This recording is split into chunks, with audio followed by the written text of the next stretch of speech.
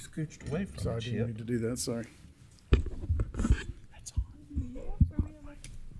Your job is to keep me in line. Keep you safe. You can't do it all the way over there. That's sorry. That's why I pulled 30 seconds off. That's on. Your job is to keep me in line. Keep you safe. You can't do it all the way over there. That's sorry. That's why I pulled 30 seconds off. That's on. Your job is to keep Good morning, Keep you everyone. safe. Commissioners, You can't do it all the way over there. That's sorry. That's why I pulled 30 Meetings seconds in off. accordance with the Open Meetings Act, Government Code. Your job is to keep Good me in morning, line. Keep you everyone. safe. Commissioners, You can't do it all the way over there. That's sorry. That's why I pulled 30 seconds Meetings in off.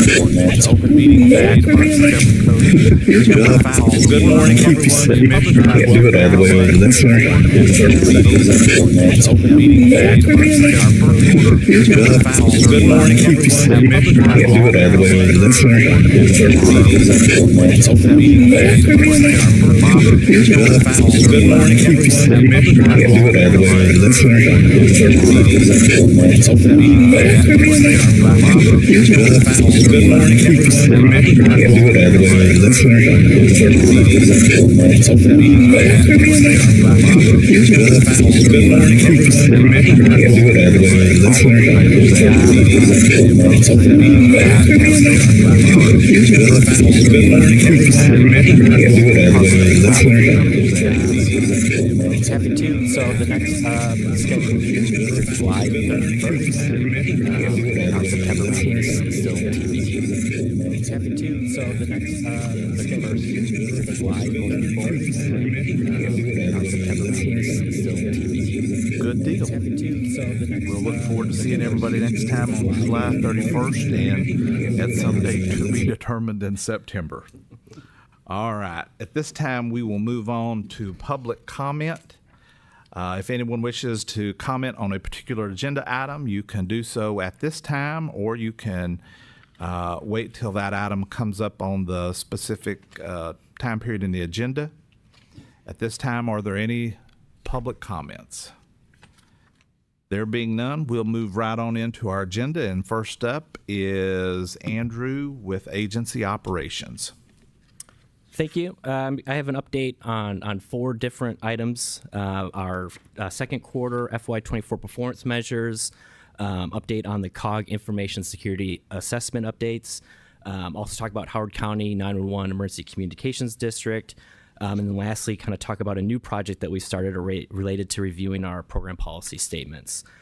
So first up is our second quarter 2024 performance measures on pages 5 through 8. On page 5, you have our 2 key performance measures for 911, 3 key performance measures for poison. On the second page, you then have our non-key performance measures for those programs. And then lastly, a description and summary of those performance measures. For the most part, everything is relatively on track under 911. Our availability is at 100%. We haven't had any outages. 911 calls received by PSAPs is trending at 1.2 million for the 2024 reporting period. Under poison, we've had 186,000 calls processed statewide, and our average cost per call processed at $12.74. I do know that number is trending a little low right now. That's mostly based to a late reimbursement that came in from one of the poison control centers. So again, that measure takes into account both volume as well as the reimbursements that the RPCCs submit to us. So if a reimbursement comes off cycle or into the next quarter, it kind of skews that number. But overall, over the course of the year, it essentially trues up as we get towards the end of the actual fiscal. Any questions? Next thing I want to talk about is the COG information security assessments. So actually, if you go back to our non-key performance measures, you'll see that the LBB actually tracks us on our total number of regional planning commissions with information security assessments. So this is related to cybersecurity, ensuring that the 911 network locally and at the statewide level is resilient against cyber attacks and malware, ransomware, all those things that you read about in the newspaper. And essentially the first step in that is having an assessment done to kind of help fix your cybersecurity health per se. So not only is it one of our LBB measures, I know that the commission as a body, the LBB, the legislature have all placed a strong emphasis on cybersecurity in general. So to that end, I met with all of the COG EDs in early April to talk about ways to kind of help prioritize and emphasize the need for these assessments to get done. We offered them 3 different avenues to essentially kind of help them clear some hurdles in getting assessments done, which was to just do a local procurement through your standards your strategic plan, doing a statewide procurement where CSEC would go out and solicit offers or bids and then do it as a statewide level, and the COGS would just essentially get that service free of charge. And then lastly is just a hybrid for both. Some regions could opt in, some regions could do local, however they want to do it. We've actually, following that meeting, we've had 6 regions opt in to do a statewide procurement, which is actually pretty coincidental. If you look at our target measure for the InfoSec assessments is 5. So if we do 6, that gets us on track with that measure. I also feel that that's kind of a good, healthy number to kind of bite off for this first round and hopefully grow that over the next fiscal year. So staff are currently working on putting together a statement of work for that project. So you'll most likely see a delegation of authority either at the July or September meeting related to that project. Any questions? For the record, we did have our 3rd ex officio member join us, so we just wanted to note that.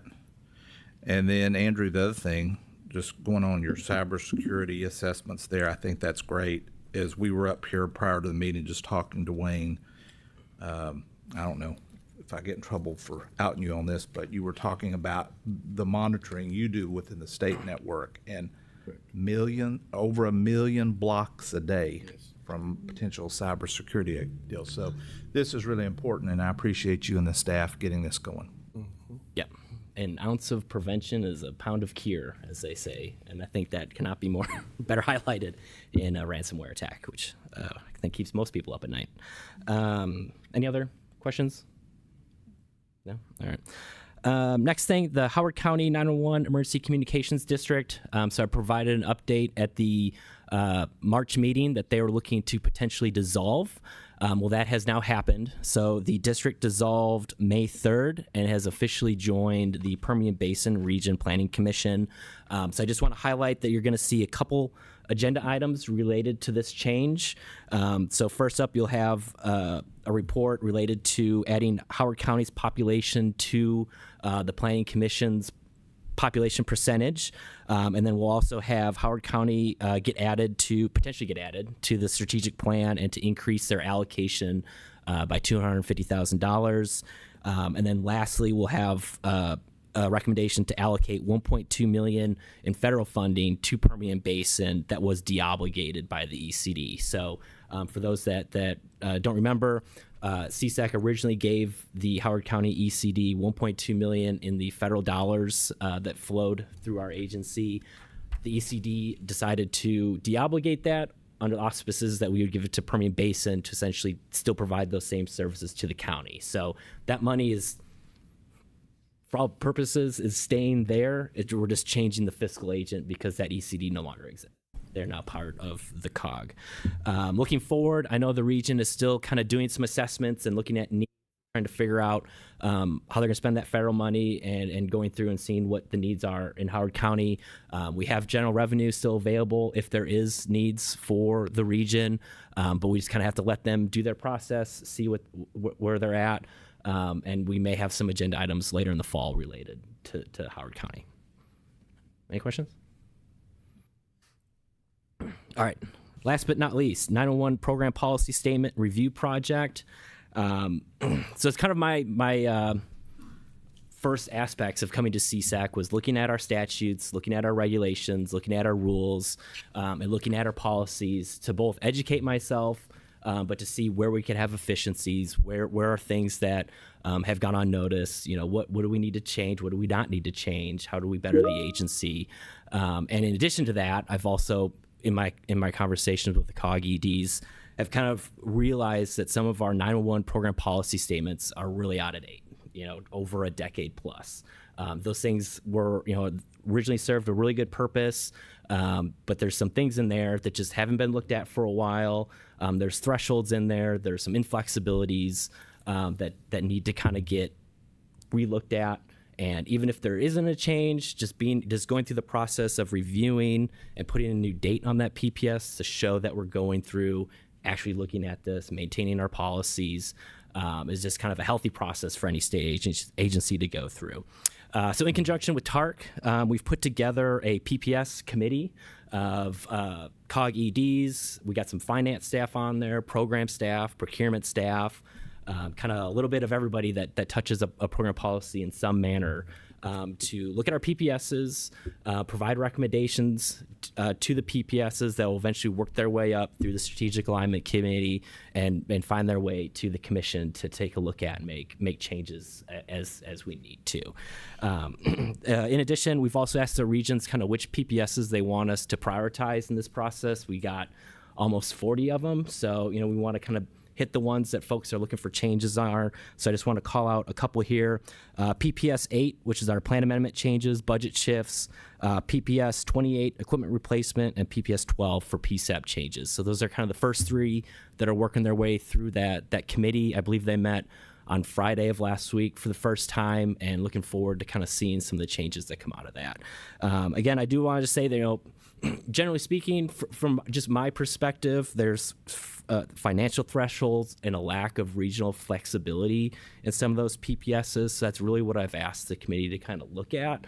Our goal is to ensure, as I was saying at the alignment committee this morning, we want to be good, we want to be stewards of the funds, but at the same time, we don't want to put we don't want to be a barrier or a burden also to the COGS and them completing projects. And that's some of the stories that I've heard, is that our folks are having to wait significant amount of time for changes to happen, that is just really hindering them at the local level. So, again, we want to make sure the money is being spent how it's meant to be spent, but at the same time, not be over-regulatory in our role as well. So more things to come on that. Again, all the PPSs go through the commission. They're going to go through a committee process, an advisory group process that involve all of the stakeholders. So excited to see some of the work come out of that group. Any questions?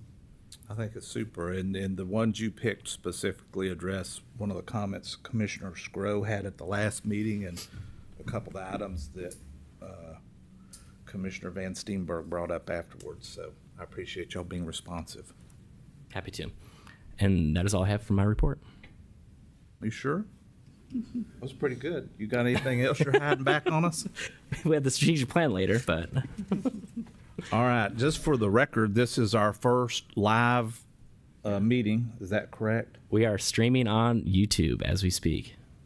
All the revenue that we get back from those YouTube revenues, are we going to split that amongst the talent up here, or does that just go share? back into the program? Yeah. How's that going to work? We'll count that as 50-50 revenue. There you go. All right. Well, in that case, then we will move on to Lorraine, who will have a better idea on that as she looks at consideration of our revised prepaid wireless 911 fee distribution percentages and adding the population of Howard County to the Permian Basin Regional Planning Commission. Lorraine? Yes, sir. Good morning, commissioners. I am Lorraine Meek, your Chief Financial Officer. And if you can turn to page 9, and we'll start talking over the consideration to revise the wireless, prepaid wireless fee distribution. In March, you all approved the update of the distribution as a result of the November 2023 demographers report. And as our executive director mentioned, there's just been a change in some of the population and where they're being counted. So starting on page 11 is a new distribution. And as you're looking at it, your current allocation compared to proposed, they are equal except for one item, which is Permian Basin Regional Planning Commission. And that is because of the dissolvement of Howard County 911 ECD and its movement into Permian Basin. So for all others, it is the same.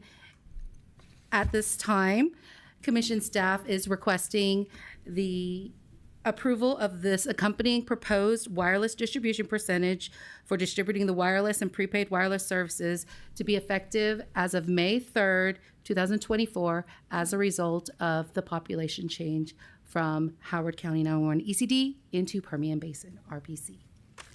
Any questions? Any questions? If none, we would entertain a motion to approve. Van Steenberg will make that motion. Motion, is there a second? Scuro seconds. There's a motion and a second. All those in favor of the revision, say aye. Aye. Aye. Any opposed, say no. The ayes have it.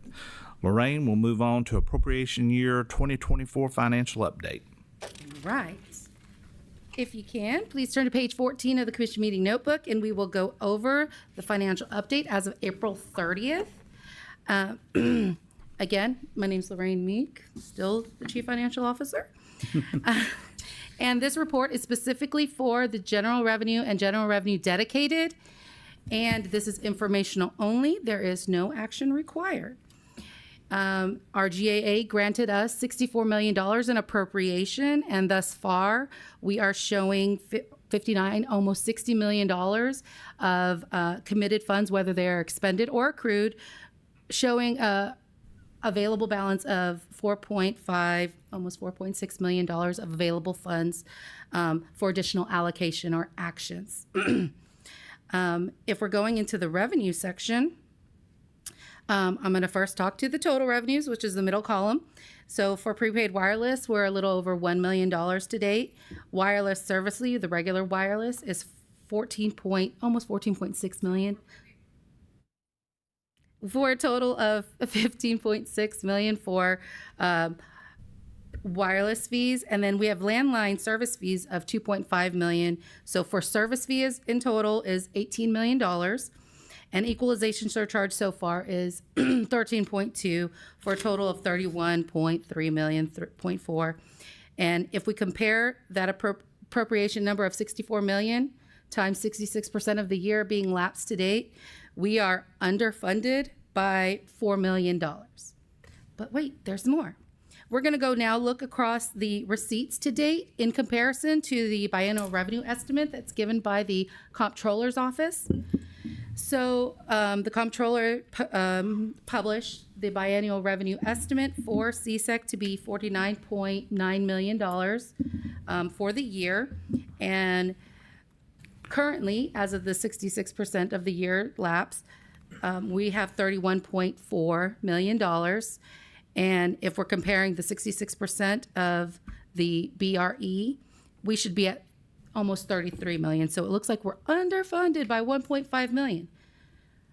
I will add, as I was bringing some of this information together, I noticed that our surcharge was a little bit under than I was expecting. And as you can see, it says 1.5 under compared to service fee, which is only a $21,000 difference.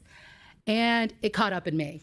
So our revenue for surcharge usually averages $2 million a month. And for April, it was $700,000. This month, it's $3 million. So let's average those together. It's caught back up for that. So I just wanted to throw that little bit for you guys. And our fund balances, given that we now have additional revenue funds, they're healthier. Our service fee is maintaining a good, healthy balance that we are able to fund into the future years.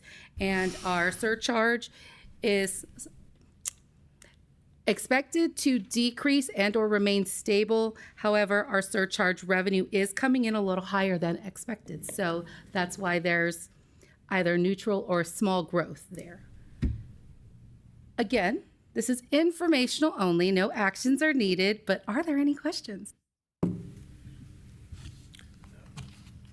Just a comment, it's good to see this where we're not struggling to find a way to make this work. So, And also to note, when you look at that balance of 33.4 in service fee revenue, that doesn't take into account the 22.5 million in GR that's sitting in the Next Gen Fund, which will get deposited in that. So you almost add another 23 million on top of that in the service fee account. That isn't reflected in this because it's not revenue; it's some deposit. That's true. Okay. Any other questions? Then we'll move on to Andrew for consideration of approval for the agency's strategic plan for fiscal years 2025 through 2029. Thank you. So just a little context here. Per state law, the agency is required to put together a 5-year agency strategic plan every other year. And essentially it includes a multi-year view of objectives and strategies for accomplishing the agency. The report gets submitted to the Office of the Governor, the LBB, and the 2 chambers of the legislature, and essentially is the roadmap for the agency, and is really used as an educational tool for staffers and other agencies to understand, what CSEC does, what our function is, what our mission is, what our philosophy is, all of our fund sources, and pretty much everything that the agency does on a day-to-day basis. At the December 2023 commission meeting, the commission appointed a legislative working group to essentially help the agency develop and refine the agency plan. So I do want to kind of call out the folks that helped us with that. So commissioners, we had Commissioner Beecham, Commissioner Scuro, Commissioner Mitchell, who's unfortunately not here today. We also had Russell Dvorsky, the ED from HotCog, who's sitting over there, who helped out. For the poison control program, we had Dr. Salvador Baeza and Dr. Jeannie Shawhurt, who are both managing directors for poison control centers. And lastly, we had Anita Pitt, 901 director for Brazos County, who I don't see in the room, but is hopefully listening online, who also assisted in the legislative working group. So that committee has been meeting over the last 4 months, February, March, April, May, to really refine the agency plan, collect input, and is essentially the product of what you see on pages 19 through, almost 90. It's quite a thing. It ranges everywhere from HR to 901, poison control, redundancies and impediments, pretty much anything that has to do with our agency. So I'm going to kind of touch on some highlights. I know that the strategic plan was provided a couple weeks ago to everybody on the commission to see if they had input, but I do just kind of want to touch on a few things. So under our agency operational goal and action plan for the statewide 901 program, there was an emphasis to include statistics that highlight some of the things that CSEC does that you don't necessarily see in the numbers because they are part of our unappropriated balances. So we just kind of wanted to show all the great things that the agency does that may not necessarily translate financially because it's not comes through as an appropriation. Under poison control, we removed some stuff related to the pandemic that doesn't really necessarily apply anymore. But more importantly, we added in information around suicide attempts through intentional poisonings and have become an important public health concern. It's something that the poison control centers are dealing with. Their highly complex calls are taking longer to resolve, and really is just highlights kind of how large of an issue that's kind of come across the nation. Under our redundancies and impediments, we addressed some staffing challenges related to the current environment. We had obviously some retirements at the executive level that had to get talked about, and we also recommend some strategies to maintain and hire employees. Again, remove some stuff related to the COVID-19 pandemic. Under Schedule D, our statewide capital planning, we have removed the state level EZNet project that had completed as of August of 2023. Under the agency workforce plan, updating statistics related to employees of the agency. And lastly, there's a report on customer service that went out to our constituents. So with that, recommend approval of the agency strategic plan for fiscal years 2025 through 2029 in concept, subject to necessary non-substantive adjustments and editorial privileges by the ED and the commission's presiding officer. And with that, happy to answer any questions. Any questions? There's not. Kathy served on that committee. You good to go? Oh, I did, didn't I? You chaired it. All right. Well, it was great discussions. Everyone just brought so much information, valuable information to the table, and I feel very, very good about this document. I'd also, before we take the vote, I do want to thank some staff that worked on this that weren't mentioned. Heather Barnes really helped. Appreciate all the work that you did. Noah, Stacy, Lorraine, Patrick, anybody that provided input. There's a lot of staff time that went into this document as well that you may not have seen, but I just want to kind of highlight some folks and the great work that y'all did. So thank you. Absolutely. Just to pull together some of the figures on like page 47, 48, just those two graphs, incredible amount of work went into that figure. So, thank y'all very much. A lot of good updates, much better document. All right, well, if there are no other questions, I would entertain a motion to approve the agency's strategic plan for fiscal years 2025 through 2029. Scaro makes a motion to approve the strategic plan for fiscal years 2025 to 29. There's a motion, is there a second? Mays, second. There's a motion and a second. All those in favor say aye. Aye. Any opposed say no. The ayes have it, and we are done with that. Next up is NOAA for Next Generation 911 Fund Grant Program Update, including allocation of remaining funds. And I think we have a handout which has updated what is in the book there for that. So if everybody will go to your handouts, NOAA. Good morning, Commissioners. Oh, you're sitting down. This is a bad sign, NOAA. Hopefully not. Hopefully this is a good update for us. I will have more information at the July Commission meeting for the contract management side of the House, but today I will only be providing a update for our SB 8 program, as well as just a brief update for our current monitoring that we're doing of the program as well. As always, attachment 1 in your notebook will show a running list of all the actions to date by the Commission. So at the last Commission meeting, we did approve a fourth round of allocations to both the City of Ennis and the City of Hutchins. So I would like to start there to provide a bit of an update where we are for subrecipient contracts for those two. The City of Ennis is still working on the supporting documentation that we need to support their request for their funding. So we're still in review with them to come up with that information. As far as the City of Hutchins, we do currently have a subrecipient contract in hand. We are in review, and we'll be sending that over to Andrew for execution shortly. For our expenditure update, you will see that we're currently sitting at 38% of our total expenditures to date. That's not quite where we are for time elapsed. We're sitting about half the time elapsed. I'm still not concerned with that as we start to receive those large equipment purchases that will come in that get up there pretty quickly. So just a little bit of information. We're sitting averaging about 2% of expenditures of the total allocation every month over month.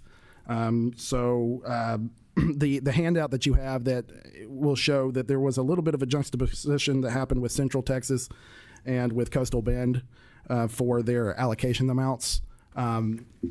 The table that you see here has a couple of monikers here. One is with the double asterisk. Those are the allocation amounts that if the subsequent agenda item from programs does pass through the Commission, that this will show the full allocation for those particular entities. I do want to provide a bit of an update on where we are at for our monitoring process. My federal grant management team has been reviewing a questionnaire that we sent out a couple of weeks ago. We wanted to start with the COGS and then move on to the districts so that we could get a feel for, this is the first time that we're doing this. The RPC projects are a little bit less complicated than some of the districts as we only have next gen core services and call handling equipment as part of those projects, whereas the districts can have a slew of offerings such as GIS and other items. You'll see on attachment 2 that will show you the selection for this round of monitoring. So that includes 7 regional planning commissions, 9 emergency communications districts and 9 municipal emergency communications districts.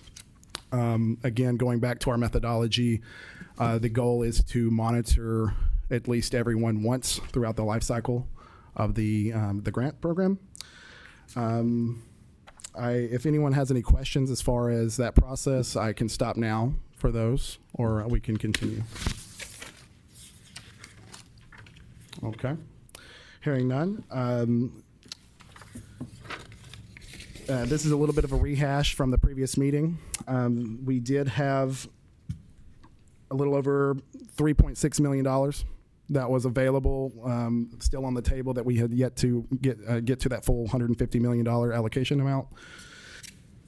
So a couple of various items occurred.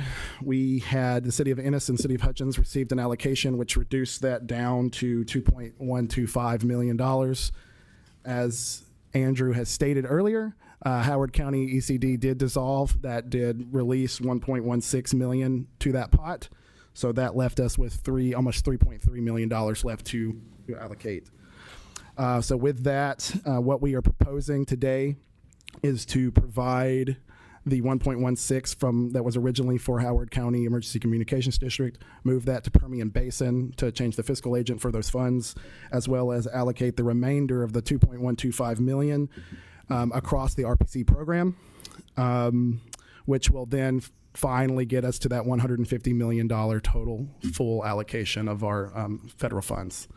So with that, staff recommends that the commission vote to approve the recommended allocations to RPCs as provided within attachment 3, and that any SB8 funds that become available hereafter through the end of the federal period of performance be allocated back to the commission for further distribution within the CSEC State 911 Service Program at the discretion of the commission's executive director. And with that, I remain here for questions. Chip?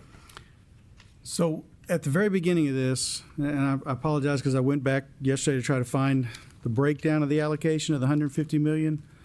A certain amount was set aside for the ECDs, certain amount was set aside for the municipals, and certain aside for the CSEC program. Are we still within those parameters among those 3 different groups with this reallocation?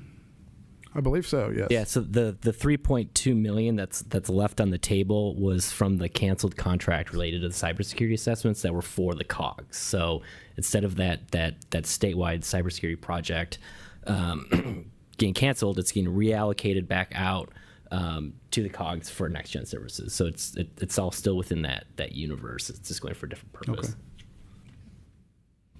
And we're using GR for the other cybersecurity stuff I talked about. Is that what this handout is about here? Yes, that's the reallocation. Yes, so the attachment that you see there, that should be the attachment 3. That shows where these $2.125 million across the different regional planning commissions, where they're going. Other So- questions? So what is the process now, once it's being allocated? Are you going to come back with additions, revisions to their projects? And then how is that going to happen?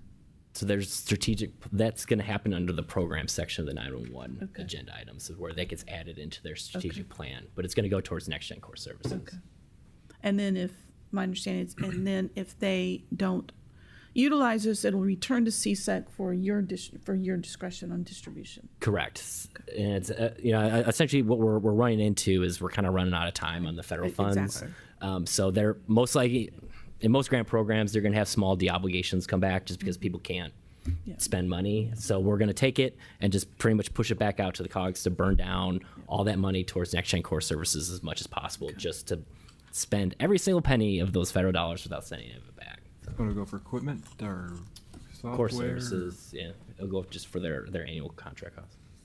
And then speaking of equipment, on some of these expenditures, how much of this is waiting on equipment? Do we really, I mean, I've heard from some of these entities that they're waiting on equipment. Right. Is that a large majority of the issues and why we haven't seen the spending? I mean, you said you weren't concerned yet. Yes. I just want to make sure, because that's my understanding. Equipment's been ordered and That's we're correct. getting ready to see all this kind So, of. so the come in now. majority of these folks that you see still at 0%, the vast majority of those are waiting on, they have gone through and completed and awarded, and they're waiting on that particular vendor to provision and to get the equipment, and they do not want to request for reimbursement until everything's installed and working, et cetera. Thank you. Other questions? Chip, you sure you don't want to ask why Montgomery County Emergency Communications District is in green here on this deal? I did not want to point out that we were on the naughty list, no. Well, I appreciate you being a guinea pig. You'll be able to report back to us how that monitoring process works. If there are no other questions, I would entertain a motion to approve the allocation of the remaining funds in the update.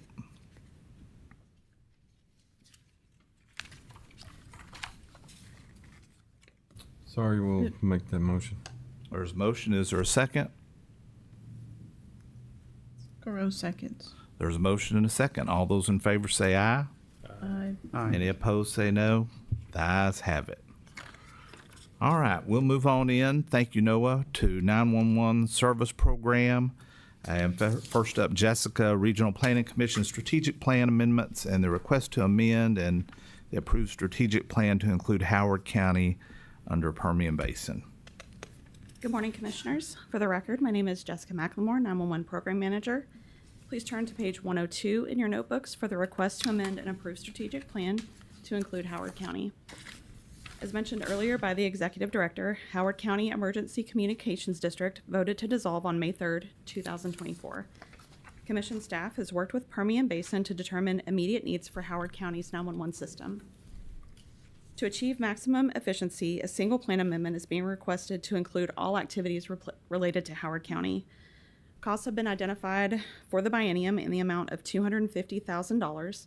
The identified costs include maintaining the current level of service while also improving technology for the citizens of Howard County. Staff recommends that the Commission approve the addition of Howard County's activities to Permian Basin Regional Planning Commission's FY 24-25 strategic plan, approve the request for additional funding in the amount of $250,000 to Permian Basin Regional Planning Commission as presented in the staff report, and authorize its Executive Director to revise and execute the recipient 911 cost summary. And I'm available for any questions. Any questions? There being no questions, I would entertain a motion to approve. Motion to approve, Washington. There's a motion. Is there a second? Sorry, you'll second. There's a motion and a second. All those in favor say aye. Aye. Any opposed say no. The ayes have it. We'll move on, Jessica, to number 2 under 911 Service Program Commission Staff Initiated Regional Planning Commission Strategic Plan Amendments in regard to the remaining federal funds. Yes, sir. This is on page 104 of your notebooks for the allocation of remaining federal funds. At the July 2022 open meeting, the Commission allocated $21,500,000 in NextGen 911 core services and NG 911 equipment to the RPCs. At the July 2023 open meeting, the Commission allocated an additional $4 million in NG 911 core services. With the cancellation of CSEC's Cyber Assessment Services Project and reconciliation of CSEC's personnel budget, $2,125,339 remains available for allocation for core services, in addition to the $1,160,864 that was previously allocated to Howard County. The accompanying chart titled Next Gen Allocations includes the total allocation amounts to date and the proposed allocation amounts for this meeting. The original chart that was attached to the staff report did have a typo in the amounts provided. Staff should have provided a corrected version to you this morning, but that information has also been updated on our website. Staff recommends that the Commission approve the allocations from the Next Gen 911 Fund account 0195 to be used specifically for next generation core services as outlined in the accompanying chart to the staff report, and authorize its Executive Director to revise and execute with each of the affected RPCs the recipient 911 cost summary. I'm available for any questions. All right, we're using the chart that was in our handouts this morning. Any questions? There being none, we would entertain a motion to approve. So moved, Van Steenberg. There's a motion. Is there a second? Mays, second. There's a motion and a second. All those in favor say aye. Aye. Any opposed say no. The ayes have it. Wasn't a very enthusiastic aye across this deal Oh, here, sorry. but we got it. So there we go. Jessica, you're just having all the fun today. Regional Planning Commission strategic plan amendments and request to amend approved strategic plans. Yes, sir. Moving on to page 106 in your notebooks for the request to amend a strategic plan. Staff are in receipt of 2 requests to amend a strategic plan for FY23 and 3 requests for FY24. Heart of Texas is requesting to reimburse a PSAP for work completed for the installation of a generator. Nortex is requesting to purchase recorder maintenance, as well as requesting to complete a router and firewall installation project. Panhandle is also requesting to complete a router and firewall installation project, and Laredo is requesting to cost share with a county on a street sign replacement project. While the RPCs have funding available within their budget to accommodate their requests, the activities weren't approved by the commission in their strategic plan. Staff has evaluated the amendment requests and determined that they comply with commission rules and policies and are cost-effective and appropriate in the provisioning of 911 service. Staff recommends that the commission approve the request to amend the strategic plans as presented using existing allocated funding. I'm available for questions. Any questions? Oh. Kathy, did you have one? No. Oh, okay. I'm sorry. Then we'd entertain a motion to approve. Scaro, so moves. Van Steenberg, second. There's a motion and a second. All those in favor say aye. Aye. Woo, yeah, there we go. Any noes? Approved. Jessica, Regional Planning Commission Strategic Plan Amendments request for unallocated general revenue for fiscal year 2024. This is on page 114 of your notebooks. Staff is in receipt of 2 requests to amend approved strategic plans for FY24 with requests for general revenue. South Plains is requesting $178,825 to purchase UPSs for their region. And Laredo is requesting $1.5 million to purchase a new call handling solution for the region. If requested amounts are approved, there will still be $2,567,725 remaining in FY24. Any unallocated funds will be available for the remainder of the biennium. Staff recommends that the commission approve the strategic plan amendment request for additional funding as presented in the staff report and authorize its executive director to revise and execute with each of the affected RPCs the recipient 911 cost summary. Any questions? If not, we would entertain a motion. Motion to approve, Washington. Motion. Second. A second. All those in favor say aye. Aye. Any opposed say no. The ayes have it. Jessica, one more. This may be a record. I think it Regional is. Planning Commission Strategic Plan Amendments request to shift budget authority for fiscal years 2023 and 2024. We are on page 119 of your notebooks for the request to shift budget authority. Staff are in receipt of 2 requests to amend approved strategic plans to shift budget authority for FY23 and 1 for FY24. Staff has evaluated the amendment requests and determined that they comply with commission rules and policies and are cost-effective and appropriate in the provisioning of 911 service. Staff recommends that the commission approve the request to amend strategic plans to shift budget authority as presented in the staff report and authorize its executive director to revise and execute with the affected RPCs the recipient 911 cost summaries. And I'm available for any questions. Any questions for Jessica? This may be a record. I No think it is. questions either. We'd entertain a motion then to approve the item. Scaro motions to approve the budget shifts as presented. There's a motion. Is there a second? Second, Van Steenberg. There's a motion and a second. All those in favor say aye. Aye. Any opposed say no. The ayes have it. All right. Thank you, Jessica. While we're on 911 program services, Heather, do you want to stand up and introduce our new staffer in the 911 program? Got to find a Patrick, microphone. will I go to jail for this, or is this okay? Can we just introduce the new staffer? We're trying to up our views on the YouTube here, buddy. I was not prepared for this. For the record, my name is Heather Barnes, Director of Programs. And standing over here, I don't know if the YouTube can see her or not, this is Madison Powell. She goes by Maddie. She is our new 911 program specialist, and she joined us on the 16th. So she met a few of you in the room. She may meet the rest of you if you don't scoot out of here very quickly afterwards. So we're very excited to have her. We've been trying to fill this position for quite a while, since November, I believe. So we're happy to have her, and thank you for the opportunity to introduce her. Maddie, welcome. Teamwork makes the dream work, and so we're always happy to have our new folks here, and we hope you'll be with us for a long time. All right, with that being said, we'll move on to our poison control program, and at this time, we will recognize Grace for a report. Good morning, Commissioners. For the record, Grace Ruby, Director of IT. At our last commission meeting, March 27th, I gave an update and overview of the Texas Poison Control Network and an issue users were facing with the virtual desktop infrastructure, or VDI, disconnects. CSEC, with the help of our ITMS vendor, deployed new hardware at the Southeast Texas Poison Center and the South Texas Poison Center earlier this month, May 2nd and May 8th. The Southeast Texas Poison Center spies that were in the office at the time commented that upon the swap of the hardware, latency within the network immediately went away. The last center we have is the West Texas Poison Center. It's scheduled for next week, June 4th and June 5th, and this will complete the deployments for all 6 centers and have resolved the VDI disconnects. CSEC maintains weekly communication with the center's managing directors and our vendors to hear feedback and triage issues that are entered within our service desk. We remain committed to working with our vendors and stakeholders to better the Texas Poison Control Network. Perfect. That's all. That's a great report. Thank you. Any questions for Grace?